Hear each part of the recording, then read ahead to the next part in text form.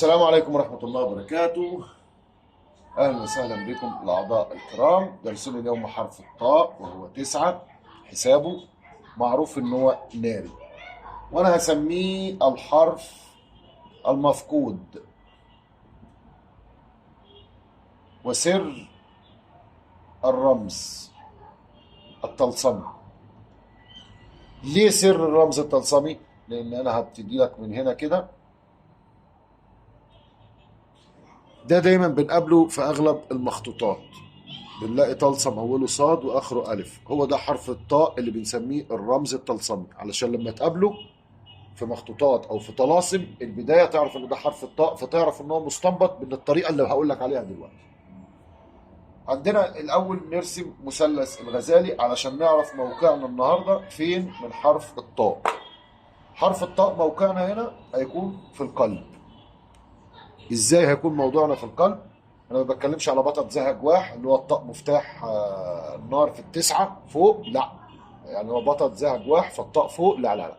الطاء في بيت القطب، والطاء عدده 9 وحسابه 11، لان انا بنطق بقول طاء يساوي 11. طاء بتسعة، واحد بواحد بواحد يساوي 11. هتقول لي ده طاء فيه همزه على السطر، هقول لك ما الهمزه على السطر، الهمزه على السطر بتساوي 1. همزة على السطر بتساوي 1. همزة على حرف بتساوي 1 برضه غير الحرف. يعني اسم الله مثلا رؤوف، الهمزة على الواو يبقى الهمزة بواحد والواو بستة يبقى 7. يبقى ده كده توضيح علشان يبقى عندكم خلفية.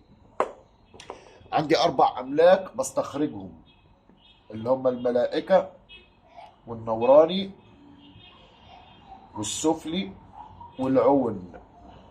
معروف ان الملائكي 51 وبضيف في اخر الاسم إيل. معروف ان النوراني 41 واخر الاسم ايل او مخليه يال. السفلي بسميه طيش في اخر الاسم، والعون اخر الاسم بقول وشم. اي ناتج لو قسمت النص بستنطق النص الاكبر على الاصغر والاصغر الاكبر بضيف لي كلمه وشم اسمه عون. طب احنا عندنا رقم 9، ازاي التسعة نطرح منها 51؟ لو حسبنا كلمه قرين ضفناها وحسابها 360، باخد الرقم ده اجمعه مع 9 بيبقى معايا رقم اطرح منه 51 41 319 اقسم النص، من هنا اكون عرفت. السر هنا في التنقل فين؟ خليني علشان انور لك الفكره. هي نفس طريقه سر الفرس ولكن بنسميها بالتزاوج. ازاي؟ هناخد هنا اسم الطالب، هنحط هنا المطلوب، ولكن الطالب لو ناري نحطه هنا، المطلوب لو ترابي نحطه هنا، او العكس لو الطالب هوائي نحطه هنا، المطلوب مائي نحطه هنا، زي ما يطلع معانا. وهناخد هنا الجلالة، لفظ الجلالة، وهناخد هنا الملك. تمام؟ ركزوا معايا.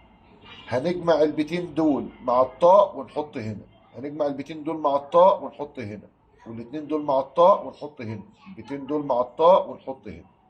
الطاء هنحط فيها ايه؟ الطاء هنحط فيها طاء زائد غتم زائد آية من القرآن. المجموع ده اسمه سير الفرس، والبيت اسمه الحرف المفقود، وده الرمز الطلسمي اللي بنتحرك عليه.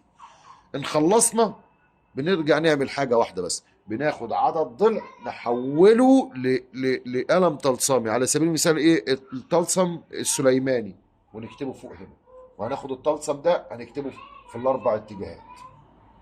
اظن كده الموضوع واضح. ولو عايز تكتبه بقلم الروح والجسد وتخليه في الاربع تركان مفيش اي مشكله. حد يسالني على اليوم اللي هنشتغل فيه يا شيخ، اقول لك اليوم بسيط جدا. خد اي ضلع من دول، ناتج اي ضلع اقسمه على 7. اي ناتج اقسمه على 7 يطلع معاك يوم العمل، يطلع معاك يوم العمل. حد يسالني البخور، هقول لك خد اي حروف من حروف الجمله واحذف المكرر، واللي يبقى خد النوراني وطلع من الحروف اللي هتخرج اول حرف لكل اسم من اسماء البخورات. وبكده يكون انتهى العمل بتاعنا وانتهى الشرح، انتهى بطريقة مبسطة وبطريقة تنقل ما فيش طالب يعرفها ومش موجودة في مخطوطات، حبيت أضيفها لكم في سلسلة برهان اللهفان. انتهينا. ولا تنسونا من صالح الدعاء بشهرنا الكريم. تقبل الله منكم الصيام والقيام. والسلام عليكم ورحمة الله وبركاته.